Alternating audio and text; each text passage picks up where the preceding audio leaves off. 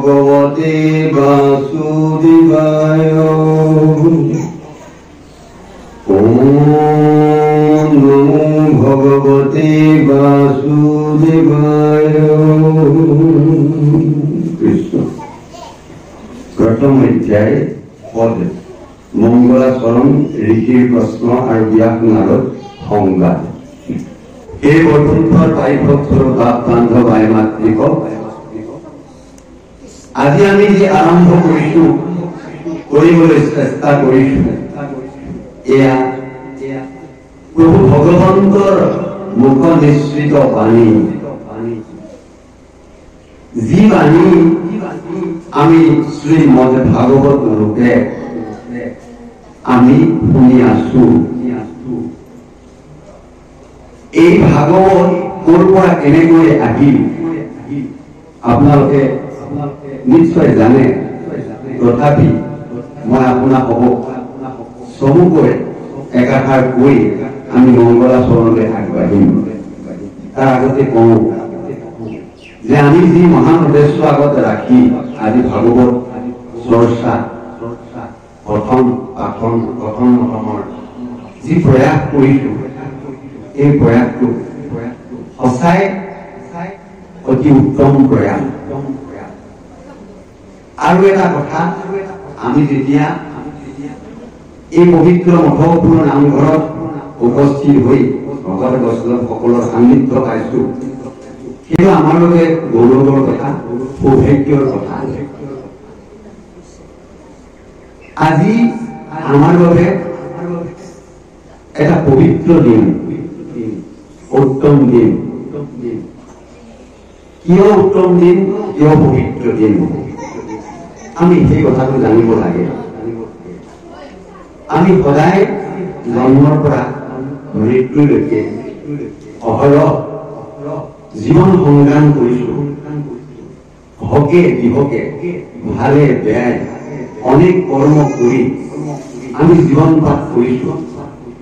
ধন অৰ্জনৰ কাৰণে, পত্নী গ্ৰহণৰ কাৰণে, বিদ্যা বুদ্ধিৰ কাৰণে, ঐশ্বৰ্যশালী হবৰ কাৰণে, ধনৱন্ত হবৰ কাৰণে, প্ৰতিপত্তিশীল হবৰ কাৰণে অনেক কাম আমি কৰিছো।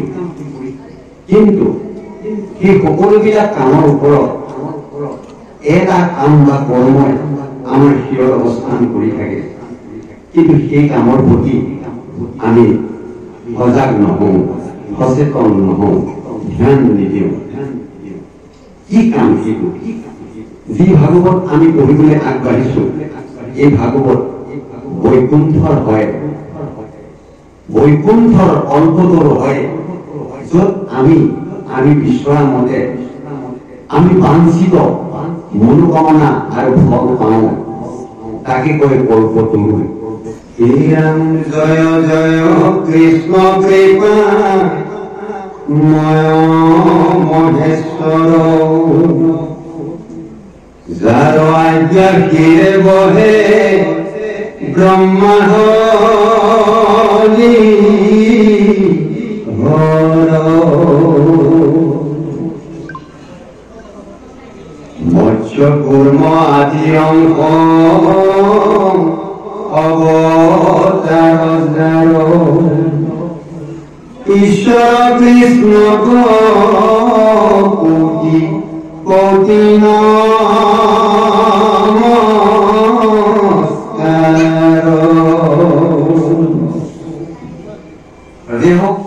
এনেকৈ ভাগৱত আমি বিভিন্ন প্ৰকাৰে শুনিবলৈ পাৰো। আৰু আছে বিভিন্ন, আমাৰ কল্পৰ সৈতে ভাগৱত অহা বুলি কয়। আমি এই ভাগৱত শুনা পদ্মকল্প, এইটো নাৰদী সম্পদা বুলি কয় বা পদ্মকল্প বুলি কয়।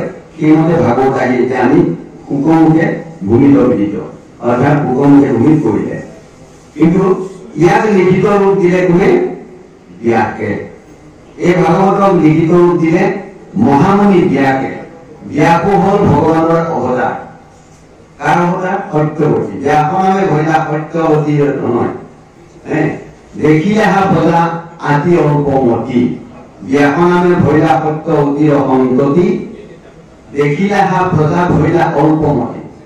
যেতিয়া প্ৰজাসকল অল্পমতি হ'ল, অল্পায়ু হ'ল, অলপ চিন্তা ভাৱনাৰ হ'ল, জ্ঞান বিজ্ঞান তথা ৰহস্য একো নাজানে, তেতিয়া তেওঁলোকক জ্ঞান দিবৰ কাৰণে শাস্ত্ৰসমূহ তেওঁ ৰচনা কৰিবলগীয়া হ'ল। ইয়াৰ আগত শাস্ত্ৰবিলাক ৰচনা কৰোঁতে ৰচনা হোৱা নাছিল, মুখে মুখে আহিছিল। মুখে মুখে শাস্ত্ৰ ইজনৰ পৰা সিজনে শুনি গৈছিল। সেইকাৰণে ভাগৱতক মুখে মুখে অহা শাস্ত্ৰ ইজনৰ পৰা সিজনে, গুৰুৱে কৃষ্ণ কৈছে, কৃষ্ণই আকৌ কৃষ্ণক কৈছে, বা ভগৱন্তই ব্ৰহ্মা কৈছে, ব্ৰহ্মাই নাৰদক, নাৰদে ব্যাসক, এই যে মুখে মুখে আহিছিলে ইয়াক কাৰণে শ্ৰুতি বুলি কয়। শ্ৰুতি মুখে মুখে চলিত প্ৰথম শাস্ত্ৰ। স্মৃতি শাস্ত্ৰবিলাকক গীতা হ'ল স্মৃতি শাস্ত্ৰৰ অংশ আৰু ভাগৱত হ'ল শ্ৰুতি শাস্ত্ৰ। বা যে হওক, এই শ্ৰুতি শাস্ত্ৰসমূহৰ ভিতৰত বহুত শাস্ত্ৰ আছে, যেনে ব্যাসে ৰচনা কৰা আৰু 17খন পুৰাণ আছে। শিৱ পুৰাণ, ব্ৰহ্মপুত্ৰ পুৰাণ, কুৰ্ম পুৰাণ, লিংগ পুৰাণ, বিষ্ণু পুৰাণ, ব্ৰহ্ম পুৰাণ, ব্ৰহ্মাণ্ড পুৰাণ আদি কৰি বহুত পুৰাণ আছে। কিন্তু গোটেই পুৰাণবিলাকৰ ভিতৰত শ্ৰেষ্ঠ হ'ল ভাগৱত। সেইকাৰণে পুৰাণৰ সূৰ্য শাস্ত্ৰ শুনি মহত্ব, ইয়াৰ মহত্বতাটো, মহিমাটো কৈ শেষ কৰিব নোৱাৰি। সেইকাৰণে আমাৰ পুৰাণ সূৰ্য ভাগৱত আমি শুনিবলৈ আগবাঢ়িছো। ই ৰাম ৰাম নমো নমো মধুমূল এই হৰি অন্ত্যজয় কাময়াতি হৈ যাক স্মৰি। এয়া সমস্ত জগত বিস্তাৰ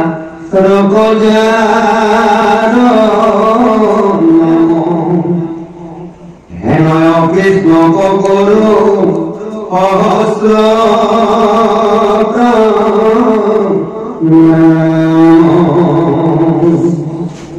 এখানে আমি গাও তজুনাভি কমলত ব্ৰহ্মা ভৈলা জাত যুগী যুগী অৱদান ধৰা আপন ঘাট। প্ৰভু ভগৱন্ত ব্ৰহ্মাৰ নাভি কমলৰ পৰা সৃষ্ট হৈ আকাশত বিচৰণ কৰিলে।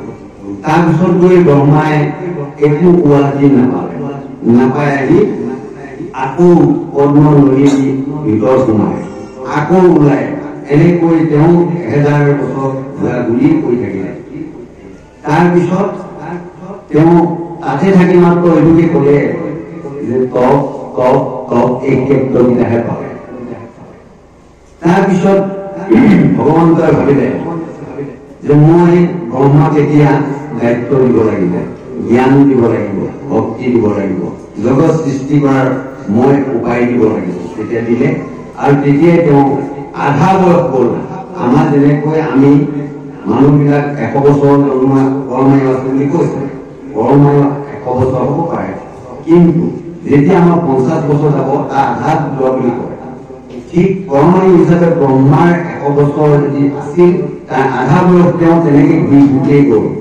তাৰপিছতে তেওঁ তেতিয়া কি কৰিলে, ব্ৰহ্মাক মানে দায়িত্ব দিলে। যে ব্ৰহ্মাক কি দিলে, সৃষ্টি দায়িত্ব দিলে। তাৰপিছতে ব্ৰহ্মাক বেদসমূহ জ্ঞানসমূহৰ দায়িত্ব দিলে। চমুকৈ এইখিনি কথা যে ব্ৰহ্মাক যেতিয়া দিলে, তেওঁ ভাগৱত মুখে মুখে দিছিল 4 শ্লোকত। ব্ৰহ্মাই দিলে যে যেতিয়া 4 শ্লোকত ব্ৰহ্মাক দিলে, ব্ৰহ্মাই সেইখিনি গ্ৰহণ কৰি পুনৰ 6 শ্লোকত নাৰদক প্ৰদান কৰিলে। নাৰদে আকৌ 8 শ্লোকত ব্যাসক দিলে, ব্যাসে 10 শ্লোকত শুকক দিলে। শুকে যেতিয়া ভাগৱত প্ৰথম কৰিলে ঋষিসকলক, তেতিয়া 12 শ্লোকত ইয়াক ব্যাখ্যা কৰিছে। গতিকে আমি তেতিয়া দেখা পালো যে ভাগৱত 12 শ্লোক ব্যাখ্যা শুকদেৱে সমাপ্ত কৰিলে। আৰু তেতিয়াৰ পৰা এই ভাগৱত আমাৰ সাধাৰণ মানুহে বুজিব পৰাকৈ মধ্যলৈ আগমন কৰিলে। এতিয়া এই ভাগৱত প্ৰথমতে ব্ৰহ্মাই নাৰদক দিলে। নাৰদে তেতিয়া জ্ঞান যজ্ঞৰ আহ্বান জনাই 60,000 ঋষি মুনি গন্ধৰ্ব সকলো প্ৰকাৰৰ সকলো প্ৰকাৰৰ নৰক আগত ব্যাখ্যা কৰিলে ৬০,০০০ অধিক হ'ব। তাৰপিছত দ্বিতীয়বাৰ নৈমিষাৰণ্য তেওঁ সেইটো ব্যাখ্যা কৰিলে, তেতিয়া আছিল মাত্ৰ ৩৩,০০০। তাৰপিছতে তেতিয়া এই ভাগৱত কণ্ঠস্থ কৰিছিলে শুকে সেই ভাগৱত লৈ পৰৱৰ্তী সময়ত আকৌ নৈমিষাৰণ্যতে তেওঁ ঋষিসকলৰ আগত ব্যাখ্যা কৰিছিলে। ব্যাখ্যা কৰাৰ পিছত এই তাতে যেতিয়া তেওঁ ব্যাখ্যা কৰিছিলে তাত শুকে শুনিছিলে, শুকে শুনি এই ভাগৱত ব্যাখ্যা কৰিছিলে। কিন্তু কালক্ৰমত প্ৰায়বিলাক ঋষি মুনি এই ভাগৱতৰ পৰা আঁতৰি গ'ল, ভাগৱতৰ বিশালতাৰ মাজত থাকিব নোৱাৰিলে, সেয়েহে পিছত আঁতৰি গৈ ২৮,০০০ ঋষি মুনিয়ে থাকিলে। শুকে যেতিয়া ভাগৱত কৈছিলে তেতিয়া মাত্ৰ ২৮,০০০ ঋষিহে তাত আছিল। প্ৰভু ভগৱন্ত ভগতৰণ বনিধি হৰি স্মৰণে আৰম্ভ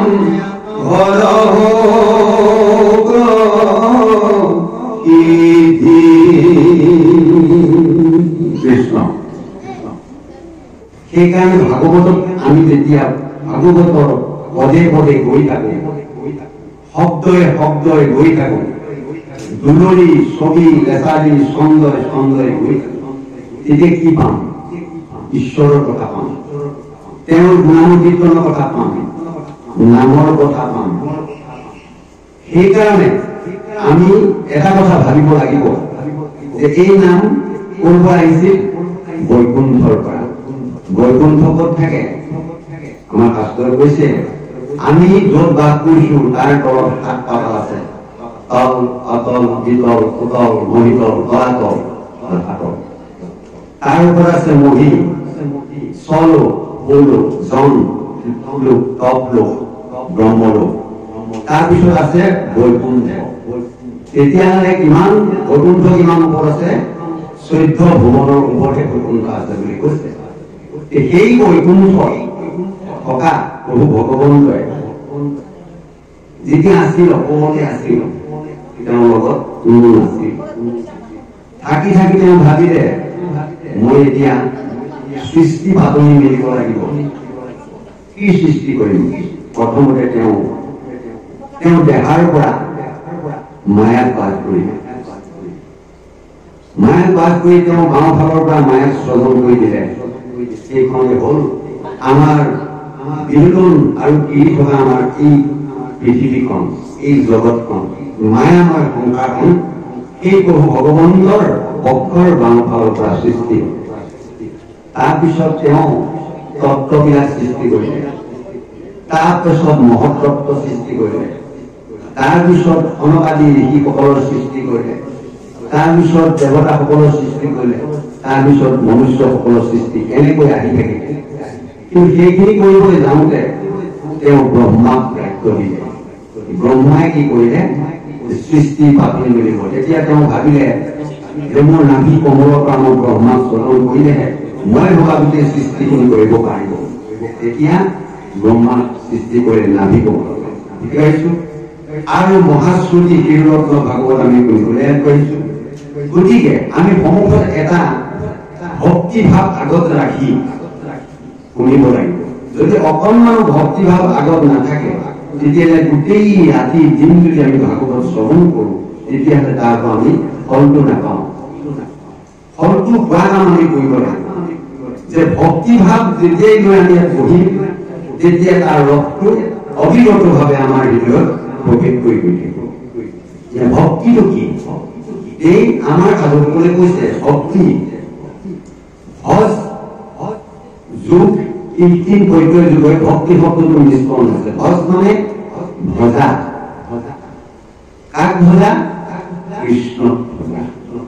কীৰ্তিন মানে প্ৰেমেৰে, কি কৈছে? প্ৰেমেৰে সৈতে কৃষ্ণক ভজা, সেইটো ভক্তি। গতিকে প্ৰেমপূৰ্ণভাৱে যিজনে ঈশ্বৰ কৃষ্ণক ভজে এইটো নাম ভক্তি। এই ভক্তি কৰে কৰে ভকতে কৰে। গতিকে ভকতেহে ভক্তি কৰে। এই ভাৱনাটো আগত লৈ আমি গৈ থাকিব লাগে। আৰু তেতিয়া ভাগৱতৰ ৰসাল শব্দবিলাকে আমাক স্পৰ্শ কৰে। গতিকে আমি যদি প্ৰথমে এতিয়া শুনো যে ভাগৱত শুনি কি পাব, আমি বিশ্বৰ ভিতৰলৈ যাম পিছত। এতিয়া প্ৰথমতে ভাগৱত শুনি আমি এটা কথা পাব লাগিব, এক আনন্দময় লগ পাব লাগিব। এই অনন্ত কন্দলী গুৰুজনাই ইয়াত লিখিছিলে ভাগৱত পঢ়ি কি পায়। যেতিয়া সংস্কৃতত আছিলে তেতিয়া আমি সংস্কৃত অশুদ্ধ, অস্ফুট, কঠিন বুজি নাপাওঁ, কিন্তু আমাক এটা মাতৃভাষালৈ সুন্দৰকৈ অনুবাদ কৰি দি দিলে, দি আমাক ভাগৱত শুনিবলৈ দিলে। এই ভাগৱত তেওঁ এখানে লিখিছে, শ্লোক সংস্কৃত আমি লিখিবাক ভালো জানি, তথাপি লিখিনো বন্ধু, শ্রীপুত্র আদি যত জানু পরম তত্ত্ব, শ্রবণত মিনু আনন্দ। কি বলে? আনন্দ। স্ত্রী, ক্ষুদ্র, অন্ত্য, হীন, হীন, সকলো তাপিত, সন্তাপিত ধুনীয়া হওক ভাগৱত সন্মুখত যেতিয়া শুনিব, ইয়াৰ ৰসাল ৰসাল শব্দ আমাৰ কাণত স্পৰ্শ কৰিব, কৰাৰ লগে লগে কি হ'ল, মনত এক আনন্দ অনুভৱ হ'ব। এই আনন্দ আমাক লাগিব। আমি যেনেকে কিছু কাম কৰিলে বোলে বাবু আজি তুমি কামটো কৰি কেনে পালা, বোলে বৰ ভাল লাগে, বোলে অভিনয়টো কৰি কেনে পালে, বৰ আনন্দ লাগিব, নাম গাই কেনে লাগিব, বোলে আনন্দ লাগিব। এই আনন্দ যদি নাই, নিৰানন্দহে হয়। আমাক কেনেকে আমাৰ শান্তি পাম, কেনেকে সুখ পাম? গতিকে আনন্দ আমাক লাগিব। শুনি আনন্দ পাব লাগিব, আমনি পালে নহব। এলাহ আহিলে, আলস্য আহিলে ভাগৱত শুনি নহয়, তেতিয়া আমাৰ দুখে হ'ব, অপৰাধে হ'ব। কিন্তু মন দি শুনিব লাগিব, কায় বাক্য মনে প্ৰাণে চিন্তাই চেতনাই আমি ইয়াত মন দি কৰিব লাগিব, তেতিয়াহে ইয়াৰ ভিতৰত আমি সোমাই যাব পাৰিম। ইয়াক আৰম্ভ কৰি জয় জয় কৃষ্ণ কৃপাময় মহেশ্বৰ, যাৰা এতিয়া দিয়ে ব্ৰহ্মা হৰি হৰ। এতিয়া যদি আমি এইখিনি চাওঁ তেতিয়া দেখিম যে আমি কাক প্ৰথমতে জয় জয় কৰিছো, আমি নাম গুণ লওঁ, পদ পুথি কৰো, পিছত জয় ধ্বনি দিওঁ, কাৰ মংগলময় ধ্বনি। তেওঁক তুলি ধৰিছো, কিয় তুলি ধৰিছো, তেওঁৰ প্ৰশস্তি, তেওঁৰ গুণ আমি গাম, তেওঁৰ গুণ গান গাম, তেওঁৰ প্ৰশস্তি গাম, তেওঁক কিয় তুলি ল'ম, তেওঁক জয় ধ্বনি কৰি তেওঁক হৃদয়ত ল'ম। তেওঁ আমাৰ সকলোৰে বাবে পালন কৰিবলগীয়া পৰম পুৰুষজন হয়। এই আচৰণ মই কৰি দেখুৱাম ভগৱন্তক। মংগলময় ভগৱানক আমি আমাৰ শ্ৰদ্ধা আৰু ভক্তিৰে প্ৰণিপাত জনাই আৰম্ভ কৰিম। হে প্ৰভু, তুমি অনাদি, তুমি অনন্ত, তুমি সমস্ত জীৱকুলক নিয়ন্ত্ৰণ কৰোতা। সৃষ্টি স্থিতি প্ৰলয় এই তিনিটা অৱস্থা আছে। সৃষ্টি মানে স্বজন কৰা, স্থিতি মানে পালন কৰা জীৱিত অৱস্থাটো, জন্ম আৰু মৃত্যুৰ মাজৰ অৱস্থাটো, আৰু প্ৰলয়টো হ'ল সংহাৰ মৃত্যু। এই তিনিটা অৱস্থাৰ মাজত আমাৰ জীৱন পৰিক্ৰমাটো চলি থাকে, জগতখন চলি থাকে, আমাৰ সকলো কাৰ্যসূচী চলি থাকে এই তিনিটা অৱস্থাৰ মাজত। গতিকে ভগৱন্তৰ তিনিটা অৱস্থাত বিৰাজমান হৈ থাকে। সৃষ্টি স্থিতি লয় বা প্ৰলয়ৰ কাৰণ তেওঁ। সেইকাৰণে কৈছে ব্ৰহ্মা ৰূপে সজা তুমি, বিষ্ণু ৰূপে পালা, ৰুদ্ৰ ৰূপে জগতক তুমি সংহাৰা। এইটো কি হয় যে ৰুদ্ৰ ৰূপে তুমি জগতক সংহাৰহে কৰা, আৰু ব্ৰহ্মা ৰূপে সৃজন কৰা, বিষ্ণু ৰূপে পালন কৰা। তেওঁ আমাৰ মাজত সোমাই আছে, আমি অনুভৱ কৰিব লাগিব। অনুভৱ যদি কৰিব নোৱাৰো তেতিয়াহ'লে নাপাওঁ ঈশ্বৰক। ঈশ্বৰক অনুভৱ কৰিব লাগিব। ক'ত আছে? আমাৰ জন্ম দিলে তেওঁৱে, মৃত্যু এদিন তেওঁৱে দিব, আৰু তাৰ মাজত আমাক পালন কৰ্তা তেওঁৱে হ'ব। তিনিটা শক্তি একীভূত হৈ যিজন শক্তিক প্ৰকাশ কৰিছে, সেই শক্তিটোৰ নামে হ'ল কৃষ্ণ শক্তি। কৃষ্ণ শক্তিটো আদি শক্তি, অনাদি শক্তি, অনন্ত শক্তি, অচ্যুত শক্তি, তাৰ সীমা নাই। আমি কোনেও কৈ সেই শক্তিক পাৰ নাপাওঁ। গতিকে কৃষ্ণ শক্তি ইমান মহান শক্তি। সেই কৃষ্ণক প্ৰথমতে কি কৈছে? জয় জয়কাৰ কৰিছে। তেওঁৱে আমাৰ কাৰণে মহেশ্বৰ, মহা মহেশ্বৰ, আমি শিৱক কওঁ মহেশ্বৰ নকওঁ জানো? কিন্তু ভগৱান হ'ল মহা মহেশ্বৰ। মহেশ্বৰৰ ওপৰত যিজন সেইজন মহা মহেশ্বৰ। দেৱৰ ওপৰত যিজন সেইজন দেৱাদিদেৱ। গুৰুৰ ওপৰত যিজন সেইজন গুৰুৰো গুৰু, পৰম গুৰু হয়, সেইজন ঈশ্বৰ হয়। গুৰুৰো গুৰু, দেৱৰো দেৱ, মহা মহেশ্বৰৰো মহেশ্বৰ, মহা মহেশ্বৰ। সেইজনক আমি কি কৰো? নতমস্তে প্ৰণিপাত কৰো। যিজনক ব্ৰহ্মা হৰি হৰে সদায় সেৱা কৰি আছে। এইটো হ'ল এক তত্ত্ব। এই এক তত্ত্বটোৱেই আমাৰ মহাপুৰুষ শ্ৰী শংকৰদেৱে আমাক দেখুৱাই থৈ গ'ল। নহলে বহুত তত্ত্ব আছে পৃথিৱীত। দেশত, ভাৰতত, সনাতন ধৰ্মত অনেক তত্ত্ব ঠাই ঠাই আছে। যাৰ যেন বুদ্ধি জ্ঞান চবে তত্ত্ব লৈ গৈ আছে। কিন্তু গুৰুজনাই অতি সৰলকে অথচ আটাইতকৈ জটিল কথাটো মাত্ৰ চাৰি ভাঙি পদতে সামৰি থৈছে। কোনজন সেইজন ঈশ্বৰ আমি যদি ভাবো, তাক আকৌ আমাৰ ধাৰণা আনি কৈছে মৎস্য কুৰ্ম আদি অংশ অৱতাৰ যাৰ ঈশ্বৰ কৃষ্ণক কৌটি কৌটি নমস্কাৰ। যে আমি কোটি কোটি নমস্কাৰ কাক কৰিলো? সেইজন কৃষ্ণ। যিজনে মৎস্য কুৰ্ম নৰ সিংহ বামন পৰশুৰাম হৰিৰাম বৰাহ শ্ৰীৰাম বুদ্ধ কল্কি নামে দহ আকৃতি ধৈৰ্যা কৃষ্ণ। এই জন্মটো কয় প্ৰভু প্ৰণাম। আমাৰ ঘোষা মানুহদেৱে ধুনীয়াকে গাবলৈ শিকাই দিলে, অনুভৱ কৰিবলৈ দিলে যে এইজনে হ'ল কৃষ্ণ। সেই কৃষ্ণজনক আমাৰ মাজলৈ আনিব লাগিব। তেতিয়া কৈছে কৃষ্ণৰ মাহাত্ম্যটো আমাৰ মাধৱদেৱো ঘোষাত কৈছে, কৃষ্ণেন শব্দ এইটো পৃথিৱীবাসক হৈল ন আনন্দ প্ৰৱৰ্তয় দুয়ো পদ এক ভৈলে পৰম ব্ৰহ্মৰূপ কৃষ্ণ নাম আনন্দ পদ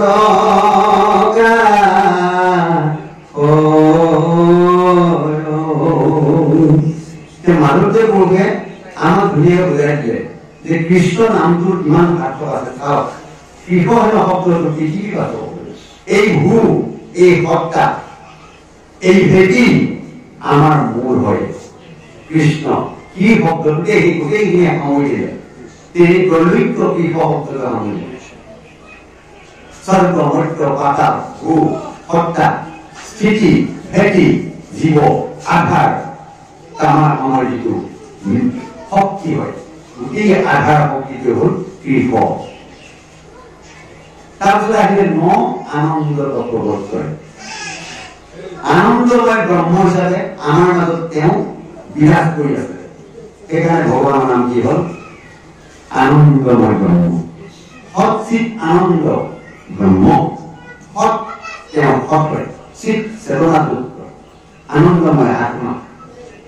যে সৎচিত আনন্দময় আত্মা হৈ তেওঁ আমাক সকলোৰে মাজত বিৰাজ কৰি থকাৰ কাৰণে কৃষ্ণ ইমান মহত্ব, মানে আত্মা হৈ আছে। এই দেহটো যদি আমি দেহটো যদি প্ৰকৃতি বুলি ধওঁ, তেতিয়া পুৰুষ ভগৱান হয়। আমাৰ ভিতৰত সোমোৱা ক্ষুদ্ৰ আত্মাটোৱে হ'ল জীৱাত্মা।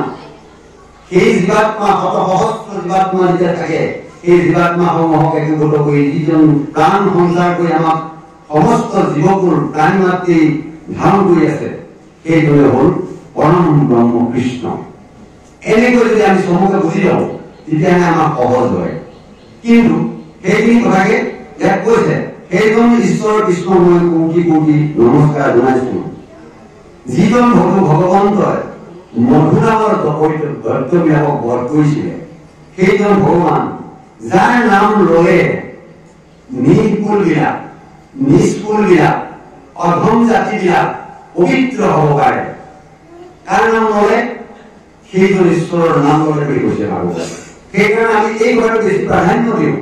এইকাৰণেই দিওঁ, এটা সময় আছিল আমাৰ মাজত জাত পাতৰ বহুত বিচাৰ, এতিয়াও ক'ৰবাত ক'ৰবাত থাকিব পাৰে, কিন্তু এতিয়া বহুত কমিছে। মানুহে পঢ়া শুনা কৰিছে, বিদ্যা বুদ্ধি লৈছে, এতিয়া মানুহবোৰ বিবেকী হ'ল, বিশ্লেষক হ'ল, জনা বুজা হ'ল। এতিয়া মানুহক বেছিকে ঘৃণা কৰিব নোৱাৰা অৱস্থাত আহিল। কিন্তু এটা সময় আছিলে যে মানুহকে ঘৃণা কৰিছিলে, অস্পৃশ্য জ্ঞান কৰিছিলে, অন্তৰ্জাতি বুলি হাঁহিছিলে।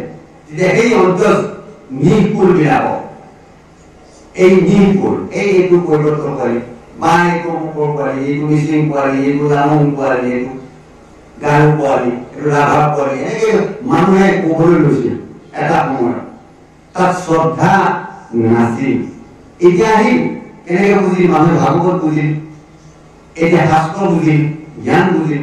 আৰু আমাৰ যিসকল অঞ্চল মানুহ তেওঁলোকে এতিয়া শাস্ত্ৰ বুজিলে, শাস্ত্ৰ বুজি আহি এতিয়া শাস্ত্ৰ পঢ়ি তেওঁলোকে নিজকে চিনি পালে যে আমি মানুহ হওঁতো, মানুহ হৈ জন্ম ললো, ঈশ্বৰে আমাক মনুষ্য কৰি দিছে।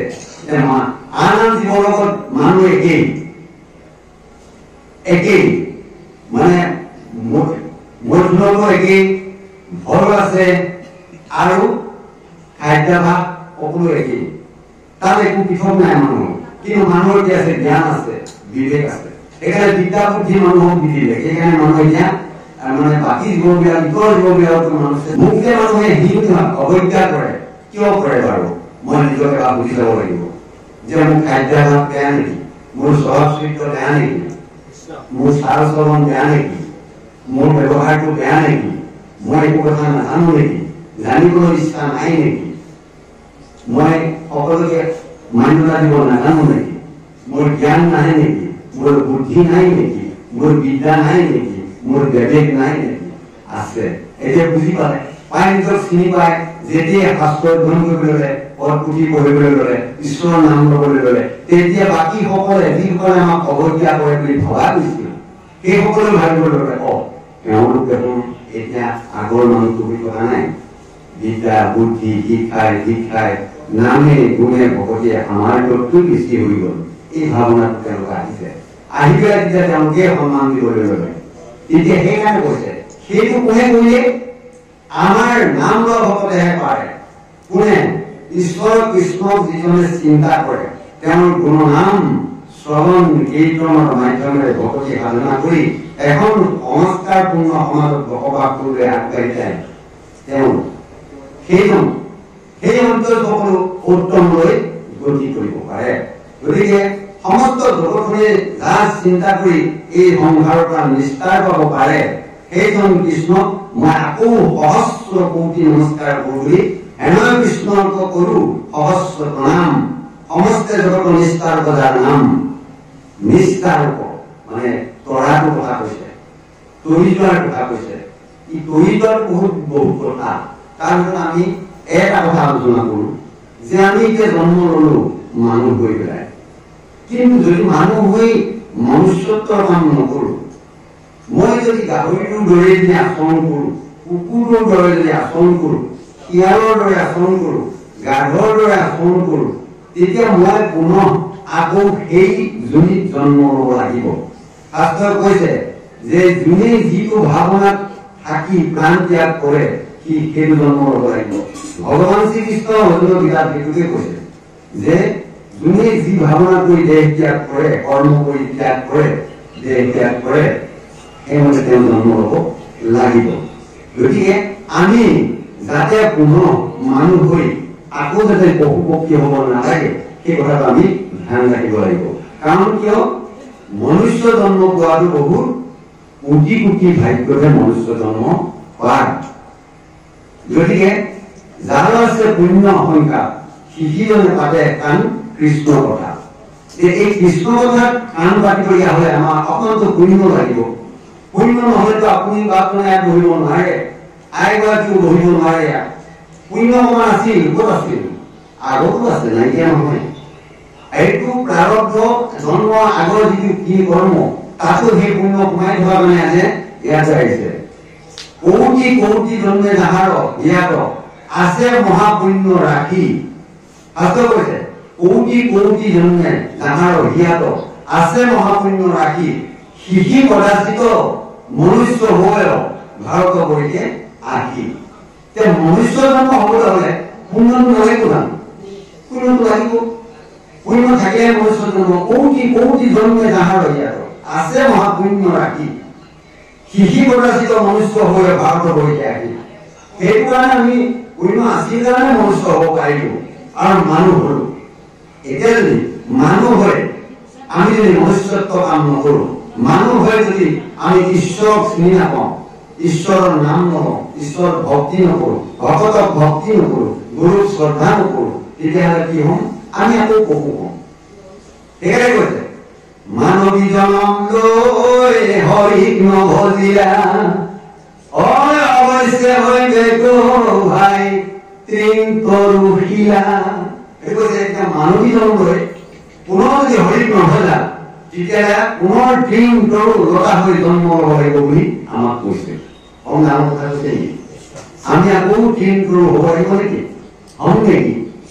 এইটো আমাক ভাবিবলৈ কৈছে। গতিকে আমি সমস্ত গুৰুসকল এইটো কথা আমি সদায় ধ্যান ৰাখিব লাগিব যে আমি ভাগৱত এইকাৰণে শ্ৰৱণ কৰিছো যাতে এই সংসাৰ সমস্ত দুখময় আমাৰ সংকটময় পুনৰ জন্ম হৈ যি দুখ আৰু কষ্ট পাইছো এই কষ্টৰ পৰা পৰিত্ৰাণ পাব লাগিব।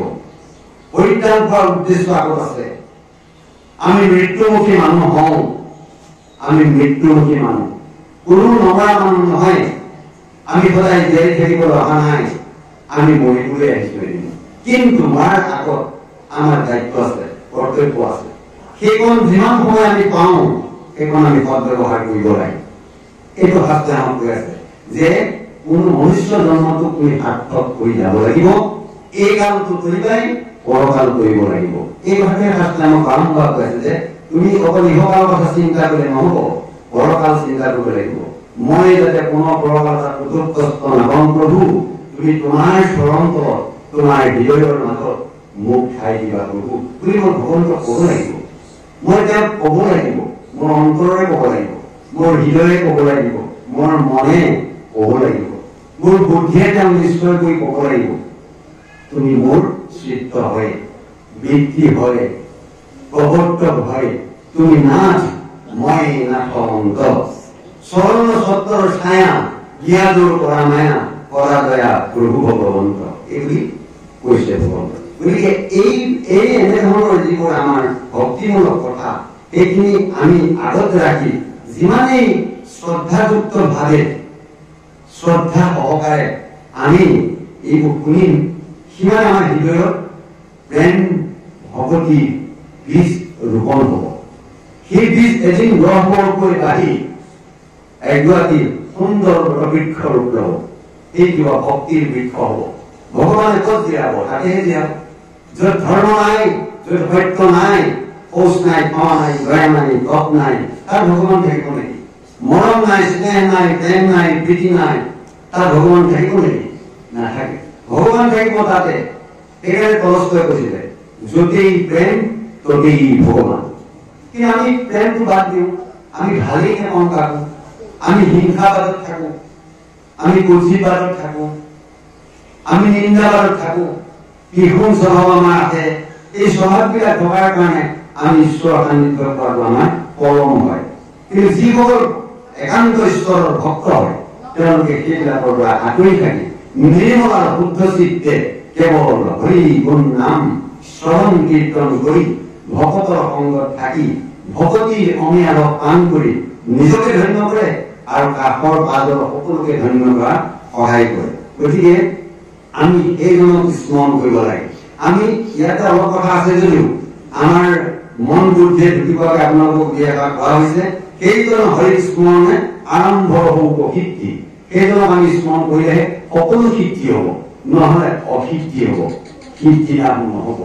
যেনেকে ধ্যান কৰিলে তপস্যা কৰিলে সিদ্ধি লাভ হয় বুলি কৈছে, পৰিপূৰ্ণতা প্ৰদান, মনোবাঞ্ছিত কৰণ প্ৰদান আৰু তেওঁ অনুকূলে যোৱা যিটো জ্ঞান সেইটো পায়, সেইটো সিদ্ধি হয়।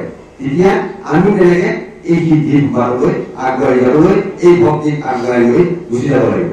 কৃষ্ণ পৰীক্ষিত মুখ্য কথা দ্বাদশস্কন্ধৰ কৃষ্ণৰ চৰণে ভঙে কৃষ্ণৰ কিংকৰ প্ৰথম স্কন্ধৰ পৰা দ্বাদশ পৰ্যন্তে কহিলা ৰাজাত যত মুনীন্দ্ৰ মহন্তে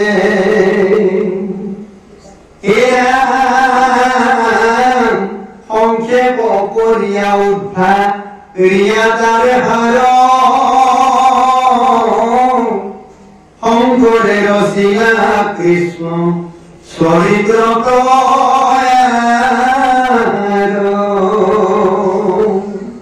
মহাপুৰুষ শ্ৰীমন্ত শংকৰ গুৰুজনাই অশেষ কায় কষ্ট কৰি এই ধৰাধামত অৱতাৰ লৈ আমাক তেওঁৰ তুলিকাটোৰে সৈতে সেই কলমটোৱে সেই দুৱাৰটো সেই চিয়াহী প্ৰয়োগ কৰি আশীৰ্বাদত লিখি কঠিন অসমীয়া শ্লোকৰ পৰা ভাঙি আনি সহজ সৰলে বুজিব পৰাকৈ শুদ্ধ অসমীয়া ভাষাত আমাক দি থৈ গ'ল। এই ৰচনা সংক্ষেপে অৰ্থাৎ সাৰ উদ্ধাৰ কৰি কৰি তেওঁ আনিছে। ইমান বিস্তৃতকে লিখিলে আৰু দুখনমান ভাগৱত হৈ যাব যে, গতিকে সংস্কৃত আনি তাৰ সাৰখন গতিকে আমি সাৰটোকে পাইছো। আমি পৰম সৌভাগ্যশালী, আমি সাৰ পাইছো। কম সৌভাগ্য নে? আমি যি সময়ত জন্ম ললো, যিটো যুগত জন্ম ললো, য'ত জন্ম ললো, এইটো আমাৰ সৌভাগ্য হয়। কাৰণ তাতে আমি কাক পালো। এইটো কাৰণে কৈছে যে আজত প্ৰশংসে কলিক জ্ঞানী সমাজ, জ্ঞানী সমাজে বোলে কলিক প্ৰশংসা কৰিছিল। গতিকে কলিযুগে শ্ৰেষ্ঠ চাৰি যুগৰ মাজে প্ৰশংসে কলিক জ্ঞানী সমাজে আমি কলিযুগত পাপ কৰিছো। এই কলিতে আছো, দুৰ্ভুল কলি। কিন্তু এই কলিযুগতে আকৌ অতি মহামূল্যৱান বস্তু আছে। ইয়াতে পাপ আছে, তাপ আছে, দুখ আছে, সংকট আছে, বেদনা আছে, মাৰি আছে, নৰক আছে, হিংসাবাদ আছে, উচ্চতা আছে, অপদতা আছে, অসূয়া আছে, অপ্ৰীতি আছে, প্ৰতিশোধ আছে, কত বস্তু কৰি আছে। পাপ আছে, অনাচাৰ আছে, ব্যভিচাৰ আছে, দুৰাচাৰ আছে, কি অভাৱ নাই কৰি আই আছে, অন্তৰ আছে, অলপ আছে, সব কলিতে সোমাই। কিন্তু ইমান গুৰু গুৰু পাপ পঙ্কিম মই কৰি দেৱতাসকল জন্ম ল'ব বিচাৰিছিল। কি কাম? কাম এইটোৱেই অন্য নাম যে কলিত আটাইতকৈ মহামূল্যৱান এভাগ বস্তু আছে, যিটো কলিতহে মাত্ৰ পায়। আন চাৰিটা যুগত নেপায়, এইটো নহয়, পায়। সত্য যুগে কৰি ধ্যান সমাধি তেতাত সবে দৈত্যা আৰাধি দাপৰত বুজি নানা ভক্তি ভাবে অলিত কীৰ্তনে শিৱতি পাবে। কি কীৰ্তনে? হৰি গুণ নাম কীৰ্তনে। গতিকে কিন্তু ভাগ্য কলিৰ লোকৰ সৰ্বধা ঠেলি নাম ভৰিলা আগ। কিন্তু ভাগ্য কলিৰ লোকৰ মহাভাগ সৰ্বধৰ্ম এৰি ৰাম নাম ভৰিলা আগ। গতিকে কলিত অনেক ধৰ্ম আছে, থাকিলেও হৰিনাম হল মূল ধৰ্ম। সেইকাৰণে কলিত সংক্ষেপে এই সাৰটো উদ্ধাৰ কৰি আনি মই সকলোৱে কৰিব পৰাকৈ যিখিনি কথা কলো, গুৰুজনাই কৈছে মুনীন্দ্ৰ মহন্তে। তাত মুনীন্দ্ৰ মানে কাক বুজাইছে? শুকক বুজাইছে। মহন্ত শব্দটো বিশেষণাৰ্থ। গতিকে মুনীন্দ্ৰ মহন্ত। এতিয়া মুনীন্দ্ৰ হলে শুকদেৱ হয়, তেওঁ মুনি শ্ৰেষ্ঠ। মুনি শ্ৰেষ্ঠ কাৰণে তেওঁ মুনীন্দ্ৰ হয়। মুনি ইন্দ্ৰ যেনেকে দেৱতা পৰমানন্দ শ্ৰেষ্ঠ, সকল মুনিসকলৰ মাজত শুককে শ্ৰেষ্ঠত্ব প্ৰদান কৰি তেওঁকে দায়িত্ব দিলে যে আপুনি ভাগৱত এই পৰীক্ষিত শুনাব লাগিব, তেহে কল্যাণ।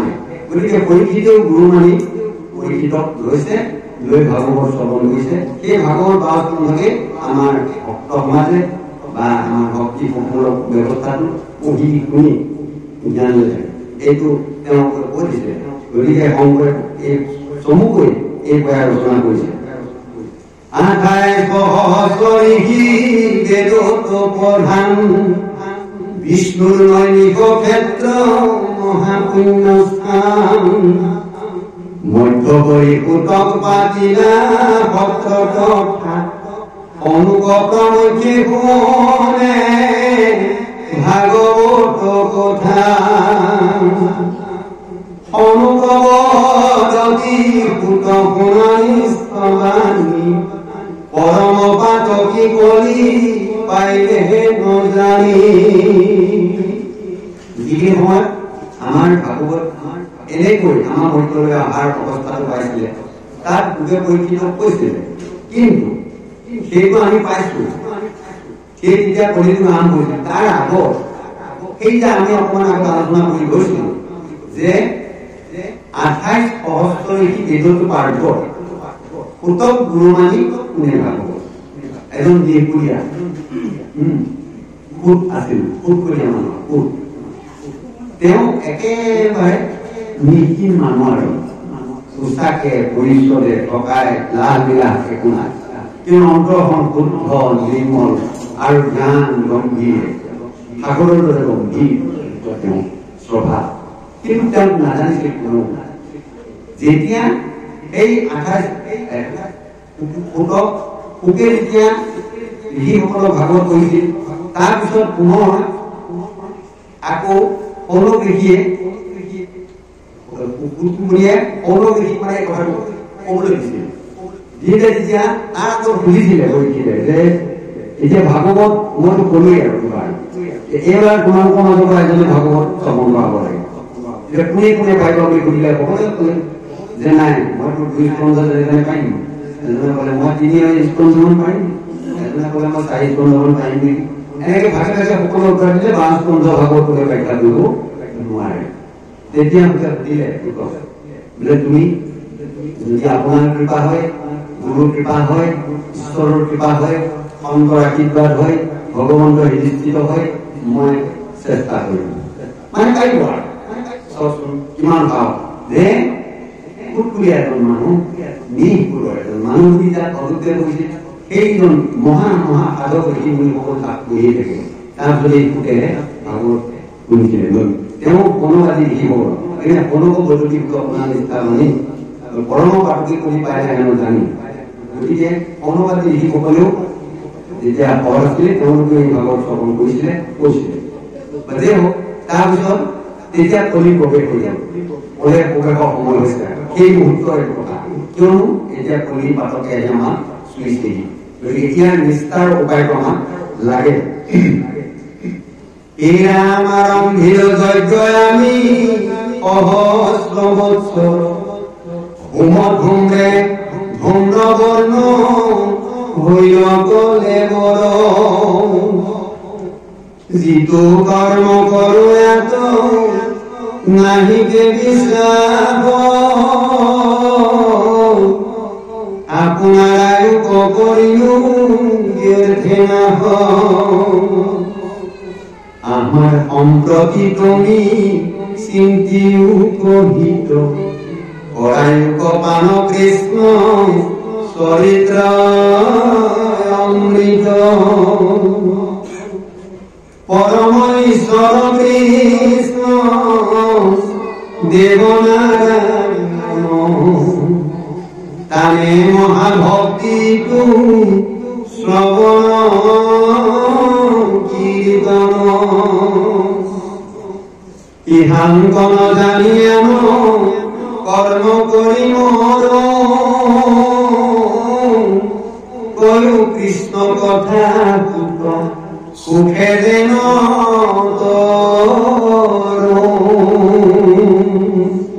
বনবাদী ঋষিসকলে তেতিয়া যে আপনি কওক, আপনার মুখে আমি শুনিম। কি শুনিম? কি শুনিম? কৃষ্ণ গুণ চৰিত্ৰামৃত। আমি অমৃত ভক্তি খালে অজৰ অমৰ হয়, মৃত্যু নহয়। সেই অমৃতৰ লগতে দেৱতা অসুৰৰ কিমান কন্দল, কন্দল ভাঙিবলৈ আকৌ ভগৱন্তই নহয় জানো মোহিনী ৰূপ লৈ আহি বিতৰণ কৰি আমি কিমান অমৃতৰ প্ৰতি লাভ পায়। অসুৰ দেৱতা কি আমাৰ ভকতে কি অমৃত পান কৰিব খোজে, এইটোতো অমৃত লাগে। এইটো হল কৃষ্ণ কথা অমৃত। সেইকাৰণে কৃষ্ণ কথাও অমৃত কথা, খোৱাতকে অমৃত পোৱা নাই নহয়, কথামৃত। যেনে আমি বাণী অমৃত হব পাৰে, ভাৱ অমৃত হব পাৰে, শব্দ অমৃত হব পাৰে।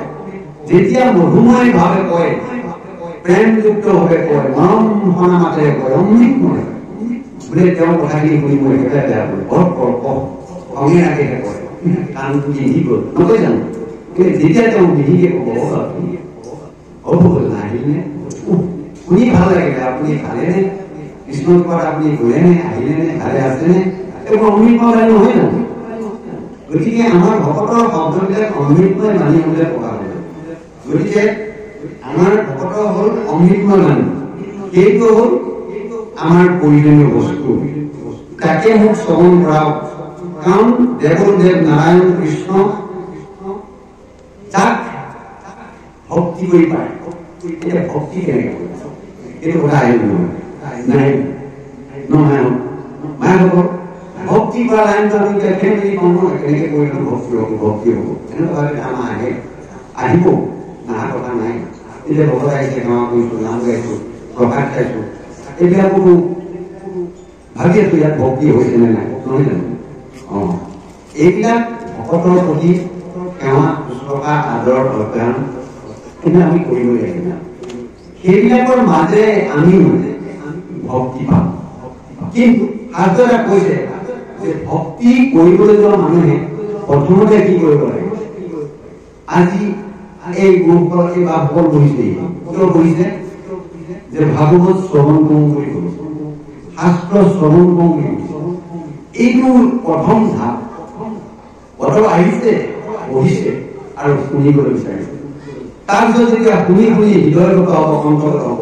গাব খুজিব এইটা ভক্তিৰ আদ্য প্ৰথম খোজ আৰু ই মূল হয় আমি ভক্তিলৈ যাব হ'লে এইটা বস্তু লাগিব আমাৰ শ্ৰৱণ আৰু কীৰ্তন সেইকাৰণে উদ্ধৱ কৈছে ভগৱান উত্তম হে উদ্ধম শ্ৰৱণ কীৰ্তন কৰে ভক্তি নাই আন উদ্ধৱ কৈছে শ্ৰৱণ কীৰ্তন কৰে ভক্তি নাই আন পঢ়িও ৰহস্য ভগৱতী মহা জ্ঞান যে এই ৰহস্যপূৰ্ণ ভক্তিৰ কথা মই তোমাক কৈছো যিটো কথা শ্ৰৱণ আৰু কীৰ্তন অবিহনে নাপাব সেইকাৰণে ভক্তিৰ আদ্য জনা শ্ৰৱণ কীৰ্তন তাহাংকে লাগিও কৰিও যতন গতিকে আমি যত্ন যদি কৰিব লাগে তেতিয়া শ্ৰৱণ আৰু কীৰ্তনৰ প্ৰতি প্ৰথম আমাৰ হাবিয়াত লাগিব নৱমীৰ ভক্তি আছে বুলি আপোনালোকে শুনিছে জানিছে জানিও আপোনালোকে সকলোৱে জানেই মই বিশেষকৈ ক'বলগীয়া একোৱেই নাই তথাপিও এই শাস্ত্ৰমতে একাদশী ভক্তি বা আনি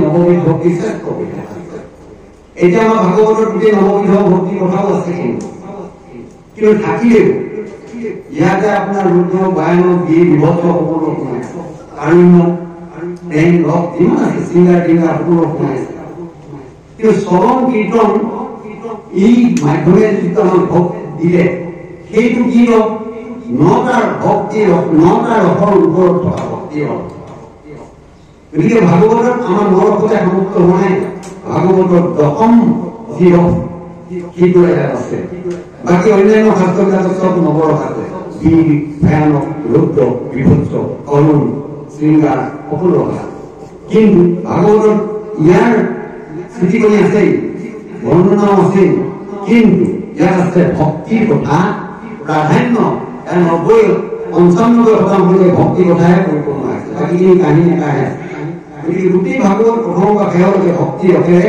ই সংপৃক্ত হৈ আছে থকীয়া হৈ আছে আমি মাত্ৰ অকণমান আমি গুচৰিব লাগে সেইটোকে কৈছে যে কানে মহাভক্তি শ্ৰৱণ কীৰ্তন ইহান্ত নজানি আমাৰ কৰ্ম কৰি মৰো কৈও কৃষ্ণ কথা কত মুখে যেন কৰো গতিকে মই যাতে কৰি যাওঁ এই কাল পৰকাল যাতে মোৰ শুভদায়ক হয় ফলদায়ক হয় ঈশ্বৰ প্ৰাপ্তি হয় বৈকুণ্ঠলৈ যাব পাৰো পাৰিষদ হ'ব পাৰো ভকত সংঘলৈ যাব পাৰো সাধু খৰচত কৰিব পাৰো যি মনৰ ভাৱনা কৰোঁ সেইবিলাক সৎলোকৰ কথা চিন্তা কৰিব পাৰো তাত যাব নোখোজো পুনৰ মই সংসাৰলৈ আহি যাতনা ভোগ কৰিব মই নোখোজো গতিকে মই এই সংসাৰ অংকিলময় সংসাৰৰ পৰা মই কৰি যাবৰ কাৰণে মই তোমাক ভক্তি কৰিবই লাগিব যেন এই কথাখিনি আমাক লগ বুজাওক আমি তাৰ মাধ্যমেৰে ভক্তি কৰিবলৈ চেষ্টা কৰিম গতিকে এতিয়া আমি সেই ভাৱনাত ইহাতে আমাৰ বিনীল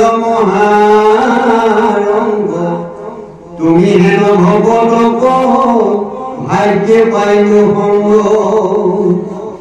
যত স্বৰ্গ সুখ ভিতু মৈত্ৰ সুখ মূল ভকত সংগৰায়ণ অপূৰ্ণ ভিতল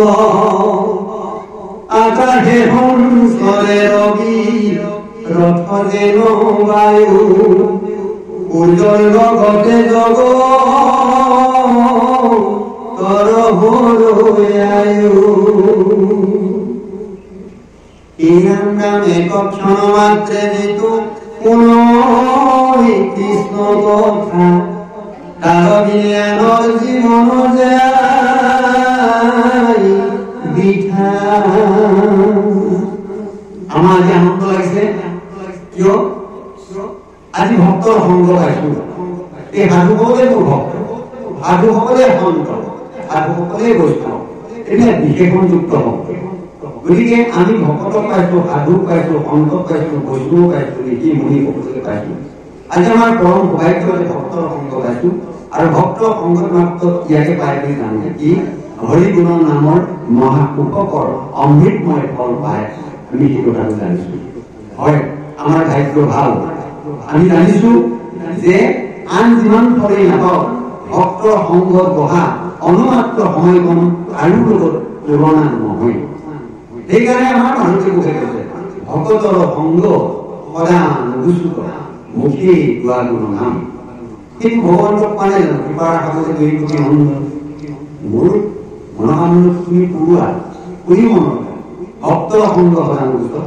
মুখে গোৱা গুণ নাম কি কৈছে গতিকে এইটো হ'ল ভক্তজনৰ অভিলাষ আমাৰ ইচ্ছা হ'ব লাগে আমি এই ইচ্ছাৰ লগতে আমি চুব লাগে তেতিয়া কি হয় আমি পাই যাম তেতিয়া এই আশাৰ সংসাৰে আমি মানে চলি যাব পাৰোঁ গতিকে সময়টো ৰৈ নাথাকে সূৰ্য যেনেকে গৈ আছে উদয় হৈছে অস্ত গৈছে সময়লৈকে দ্ৰুত কৰি গৈ আছে আমাৰ জীৱনো জন্ম বা মৃত্যুৰ আমি আগবাঢ়ি গৈ আছো আমি ৰৈ নাথাকো গতিকে আমি তাৰ আগতে আমাৰ এই কৰ্ম কৰিব লাগিব কোনটো কাম সেই কথাকে ভাগৱতে কৈ আছে অনেক ধনমাত্ৰে যিটো কোনয় কৃষ্ণ কথা তাৰ বিনে আনৰ জীৱন যায় পিঠা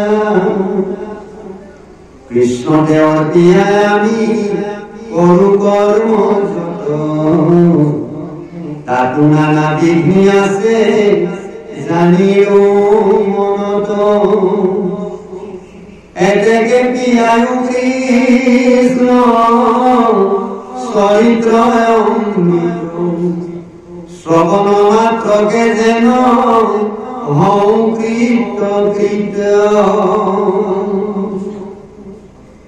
গতিকে আমাক বহু সময় নালাগে একক্ষণে মানে মাত্ৰ কেৱল সাধুৰ সংগ হৈ নাও ভৱ প্ৰতিভাৰ এই ভৱ সংসাৰ কৰিবলৈ আমি বহুত যুগ বাদ চাব নালাগে বহুত সময় অপেক্ষা কৰিব নালাগে বুঢ়া হ'বলৈ অপেক্ষা কৰিব নালাগে ল'ৰা ছোৱালী বিয়া বাৰু পাতি দি আজৰি হম বুলি ভাবি থাকিব নালাগে নাতি পুতিকেইটা ডাঙৰ হওক তাৰপিছতহে নামঘৰলৈ আহিম বুলি ভাবি থাকিব নালাগে আমি সময়লৈ আহিব লাগে আমি অচিলা দেখোঁ বোলে কি বোলে ল'ৰাকে হওক নামৰ হওক তেতিয়া নাম আৰু ভকত বুজিম আৰু বোলে এতিয়া বহিলে সেই নাতিকেইটা অকণমান ভাল পাৰিলে মই আপোনাৰ নামত পঢ়িম আৰু তাৰপিছত গ'ল আকৌ বয়স হ'ল দায়িত্ব বাঢ়িল সুধিলে কয় বোলে এয়া আপোনাৰ এই ঘৰটো নিৰ্মাণ কৰি মাটিতে লগত ঠিক ঠাক লগাই দিলে আৰু এইখিনি অলপ সমজাই দিয়ে আৰু তেতিয়া গৈ কাম নকৰিলেকে লাগিব আৰু এনেকৈ বুলি কৈ থাকে সুধি থাকে কিন্তু তেনেকৈ কৈ থাকে লাহে লাহে মোৰ বছৰকে আকৌ হৈ আছে মোৰ আইগৰাকীয়ে মোক বাধা দি আছে মোৰ ঘৰত সেই অসুবিধা এইবিলাক কিবা অচিলা লগাই লগাই মই মানে পাছলৈ নি আছো ভকতৰ ওচৰলৈ নাযাওঁ নামলৈ নাযাওঁ পাছলৈ নাযাওঁ আমি অচিলা দেখুৱাই কৰি থাকো কিন্তু নহয় আত্মা কৈছে যে তুমি সেই অচিলা দেখুৱাই থাকিব তোমাৰ সময় দিব জানো কালে দিব জানো তুমি কিমান দিন সংসাৰলৈ আহিলা জানানে তোমাৰ যে মৃত্যু সংগীত তুমি নাজানা ভগৱানৰ নামত ৰজা আছিলে তুমি জানানে তেওঁ দেৱতাসকলক স্বৰ্গত ৰক্ষা কৰি আছিলে ৰক্ষা কৰি থাকোঁতে বহুত যুগ গ'ল তাৰপিছত তেওঁ দেৱতাসকলে ক'লে এতিয়া আৰু কাৰ্তিক সেনাপতি হ'ল আপুনি যাব পাৰে আৰু আপোনাক আমি বিদায় দিওঁ এতিয়া কৈছে মই এতিয়া ক'লে যাওঁ যে তুমি নিজৰ স্থানলৈ যোৱা ঠিক আছে মই এতিয়া এই সংসাৰত থাকিম কিমান দিন বোলে আপুনি মাত্ৰ 2 দণ্ডহে থাকিব বুলি কয় 2 দণ্ডহে থাকিম এই 2 দণ্ডকণ সময় আপুনি ঘৰত কটাওক তাৰপিছত আপোনাৰ মৃত্যু আৰু সময় এই 2 দণ্ডটো আমাৰ হিচাপ নিকাচ কৰিলে 45 মিনিট মান হ'ব সাধুসকলে কৈছে আজি হওক এই 45 মিনিটটো ইফালৰ পৰা বিমানে আহি ইফালে 5 মিনিট ধৰি ঘৰ পাওঁতে 10 মিনিট ধৰি ভাবোঁতে 5 মিনিট ধৰি থাকি 30 মিনিটহে এতিয়া 30 মিনিটকে তেওঁ ব্যৱহাৰ কৰিব নালাগিবনে অৰ্থাৎ একান্তপতীয়াকৈ তেওঁ ঈশ্বৰৰ চিন্তা কৰিব লাগিব তেওঁ জানিলে কোনে জানিলে মোক মৃত্যু আগত মৃত্যুৰ বিষয়ে জনা দুজনী ব্যক্তি আমি ভাগৱতত পাইছো যে ইমান সোনকালে মৰিব বুলি। সেই এজন হ'ল আমাৰ শতাংশ নিপতি আৰু পৰীক্ষিতে জানিছিলে 7 দিনৰ পিছত তেওঁ মৰিব, হয়নে বাৰু? বাকীবিলাকে জানিছিল নে? এইটো সৌভাগ্যৰ কথা যে মৃত্যুকো জানিব পাৰিছিল তেওঁলোকে, ভকতি আছিল তেওঁ, সাধনা তেওঁলোকৰ আছিল কাৰণে জানে মৃত্যুটো। এনে মানুহক মৃত্যুৰ বিষয়ে জানিবলৈ দিয়া নাই। কোন সময়ত মৰিব, টোপনিতে মৰিব নে ৰাতিপুৱা মৰিব নে গধূলি মৰিব? মোকতো মৰিব এদিন, 7 দিনৰ ভিতৰত এদিন মৰিবই আৰু। কিন্তু কোনটা মৰিব, কেনেকৈ মৰিবতো নাজানে। কিন্তু এইটোকে জানিছিল, সেয়া ভক্তিৰে মাহাত্ম্য বল। ঈশ্বৰ কৃষ্ণ ভক্তি কৰা সকলে এইটো পূৰ্বাভাস পায়, ঈশ্বৰৰ ভক্তি কৰা সকলে এইটো সংকেত পায়, এইটো মিছা নহয়। আমি জীৱন কালত আমাৰ সাধুসকলক দেখিছো ওচৰৰ পৰা, মোৰ সময় নাই বাবা যাব হ'ল বুলি কৈছে, লাহেকে গুচি গৈছে। মোৰ আৰু 7 দিন 4 দিন থাকিম, যাব লাগিব, মোৰ সময় হ'ল আৰু 1.5 ঘণ্টা আছে মাত্ৰ গৈছে বুলি আমি জীৱন কালত দেখিছো। কিয়?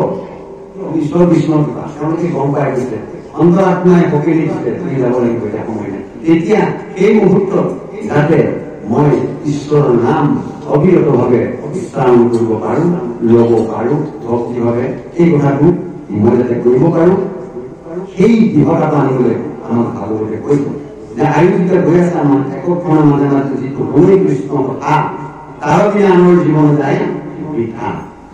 যদি কৃষ্ণ কথা সঁচাকে নুশুনে, বাকীখিনি সময় বৃথা জীৱন যাব বুলি।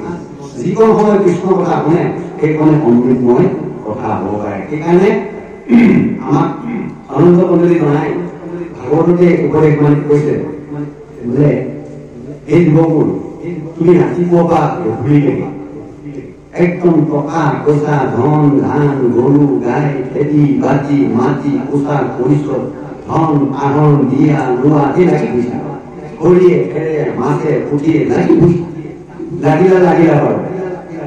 তেতিয়া কৈছে অ দিৱসত আনে জানে ফুৰা যদি আজকালে আপোনাৰ পেটৰ কি কৰে। নিজৰ পেটতে জীৱন আৰু জীৱিকাৰ কাৰণে আমি কি কৰা নাই? অ ৰাত্ৰি ভলে খনি দেখো কৃষ্ণ কথা নুশুনা, সংসাৰ কৰিবা বলে। এতিয়া দিনটো গলা খৰিয়ে খেৰে মাছে পুঠিয়ে সেই কামে বনে কৰা, সন্ধ্যা আহিলা, এতিয়াও তুমি অকণো ভাবা নাই যে গুৰু ঘৰত যাওঁ, নামঘৰলৈ যাওঁ, উপাসন থলীলৈ যাওঁ, মন্দিৰলৈ যাওঁ, অকণমান ঈশ্বৰৰ আৰাধনা কৰো, তেওঁৰ নাম তেওঁৰ গুণ মই শ্ৰৱণ কৰো। কিয় ভবা নাই? কৰিবা কেনেকে তুমি? কাৰণ অলপ পিছতে তোমাক নিদ্ৰা তেতিয়া আহি আগুৰি কৰিব, টোপনি আহিব, টোপনিয়ে মৰাই সময়। তেতিয়া তুমি অচেতন হৈ পৰি যাবা, তোমাৰ চেতনা নাথাকিব, আত্মা থাকিব কিন্তু চেতনা নাথাকিব, অচেতন হৈ পৰি থাকিব লাগিব। পিছদিনা ৰাতিপুৱা আমি আকৌ সূৰ্যোদয় দেখিম নে নেদেখিম জানিম নে বাৰু? নাজানো। সেইকাৰণে আমি আমাক সেইকাৰণে সকীয়াই দিছে সকলোৱে যে ৰাতি ভৰিলেও খনিতে কৃষ্ণ কথা নুশুনা, সংসাৰ কৰিবা কাৰ কৰে। সংসাৰ কৰিবৰ কাৰণে উপায় পৰমানন্দ ল'বলৈ তেওঁৰ নাম ল'বলৈ গধূলি হ'লেও চেষ্টা কৰাচোন। আন সময়তে কৰিব নালাগিব সেইটো কোৱা নাই, কিন্তু অন্তত গধূলি যিসকলে লয় তাকো খোজ মাৰিছে, কোৰাই দিছে, তেতিয়াহ'লে ল'বা দেই, নলবাকে নাথাকিবা। সজ্জাটো ল'বা, নামঘৰটো ল'বা, তুলসীও ল'বা, খাওঁতেও ল'বা, কৃষ্ণ কৰি তুমি সজ্জাত কৰি যাবা। সেইকাৰণে এইবিলাক ভকতীয়া কথা আমাৰ মনত কৰিলে। গতিকে আমি অযথা সময় নষ্ট কৰিব লাগে। যদি শতাংশ লিখিয়ে অল্পতে সাধুৰ ভক্তি কৃষ্ণৰ ভকতি, অল্পতে সাধুৰ ভক্তি কৃষ্ণৰ ভকতি, 2 দণ্ডে পাইলা গতি শতাংশ নিৰ্গতি। মাত্ৰ সেই 2 দণ্ডত তেওঁ দেখিছিলে গতি পাইছে বুলি পৰীক্ষিতে গুটি পাইছে হাত তুলি। গতিকে আমিও চেষ্টা কৰিহে পাৰিম, চেষ্টা নকৰি আমি নোৱাৰিম নহয়।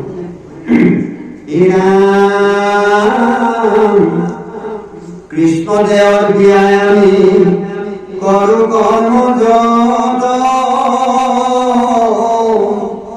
তাতো নানা বিধি আছে জানিও মনত।